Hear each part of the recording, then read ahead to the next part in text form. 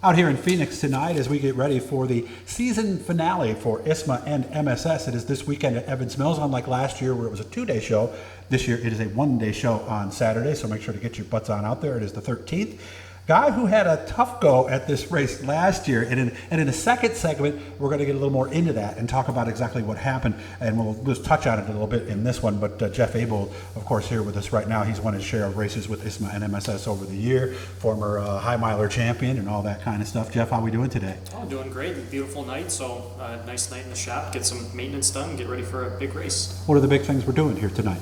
Tonight, we did a lot over the weekend and everything. Just kind of got finished up from the Oswego Classic. Had to switch some fuel cells over, all the kind of big changeover and everything from that. Classic's always its own beast with that stuff. So tonight's just kind of getting maintenance done, the normal weekly stuff we'd be doing heading into a race. And then by the time I leave here tonight, have the wing on and everything like that, and pretty much ready to scale and do all the odds and ends there.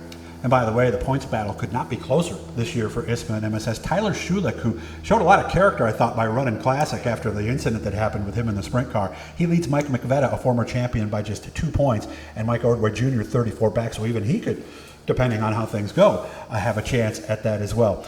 We were talking a little bit about Evans Mills. You say it's tough because you're in the corners almost half the time. A lot of G's, right? Yeah, very, very short straightaways, if any at all. You're a little bit down the back stretch. The front stretch it's 2 different ends of the track and 2 different straightaways with it. But and then you're right back into the corner. You're carrying a lot of speed for a smaller track like that. When we were talking about it before, just carry a lot of speed and a lot of G-force there too. So more than some of the other smaller tracks, if you want to consider it kind of a smaller track there.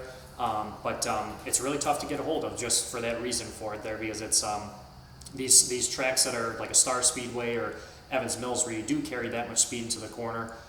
It's always hard to kind of get a grip on that and do that, and then also be able to slow it down enough and then get out of the corner.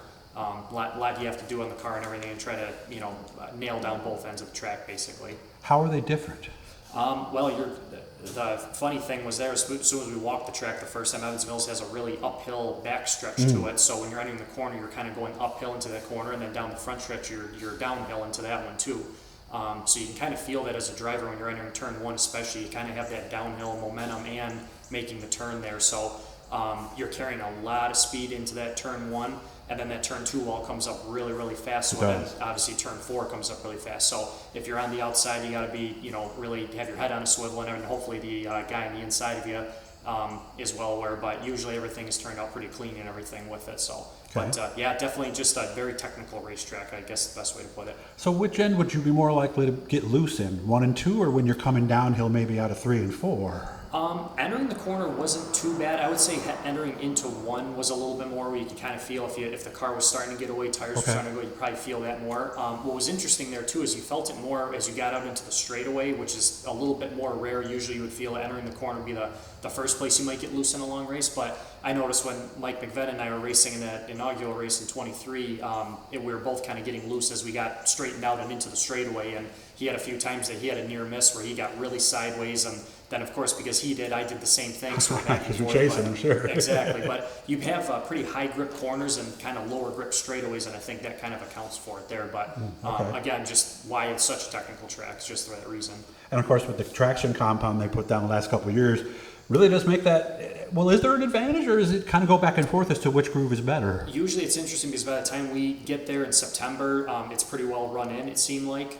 You could get up there a little bit, but then once it turns nighttime, we get that kind of colder dewiness and everything. Right. It kind of neutralizes the track back up. So even if you could go to the outside earlier, it might be a little bit harder in the feature to do that. It just doesn't have the grip that it had earlier, but we noticed that the fastest times were pretty much when everybody first unloaded and got there. Then as the day went on, it got a little bit slower and slower, but I think the track just gets hot and a little bit of greasy and everything like that to it. So, because isn't that kind of backwards of how night racing usually works? Because usually on a regular night, you get a little more grip after the sun goes down, wouldn't you? Typically there, a lot of us are used to Oswego Speedway, though, with the lake being right there. By the time the nighttime comes, if there's any type of a humidity or dew or anything like that, usually the track tends to loosen up a little more. But if it's one of those hot nights and good temperature and everything, then yeah, I usually get a little bit tighter with it. But Oswego especially changes dramatically. Some of these other tracks we race with ISMA, usually it's not as much of a difference with it.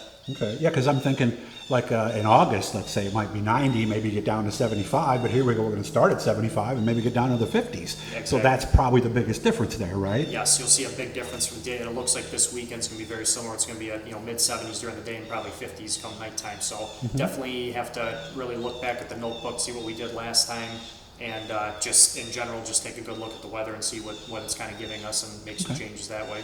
Again, ISMASupers.com is how you can find out more. And again, looking at that points battle with Schulich and McVetta, just 2 points apart, really is going to come down to a lot of things. So without giving me too much, what are the general things that we would adjust then for this type of a night versus, say, something in July or August as we go from 78 to 52? Yeah, the biggest thing with ISMA and the obvious thing is you have that big roof wing on top of it. So that's the first thing you have to look at. Most of the time, history of ISMA and everything, when you go into a feature, especially a long race, everybody's usually moving their wing usually back a little bit to try to maintain a little bit more rear grip. But that's always a fine balance too, just because you might not need to do that. There might be some nights that you have a lot of grip and the track still has it. Sometimes you might need to go more than you think it is. So it's tough. There's no silver bullet to it and figuring out what it is. You just kind of have to do it on the fly. Obviously, aero is the key factor. And then from there, it's just your normal setup things, your cross weight, fuel loads, things like that, trying to maintain for that. And beyond there, air pressures, things like that with it. So just the normal things you do on any other race car too. Do we change the angle too, or just move it back to get a little more grip in the back? Typically, once you find the angle that you want to be at and everything, kind of leave it there. Yeah, there's always factors to that too, looking at it, but it's hard once you get that aero balance that you're looking for. It's hard to kind of go away from that, even if it's a long race. And how many laps is this one? 75? 100. 100.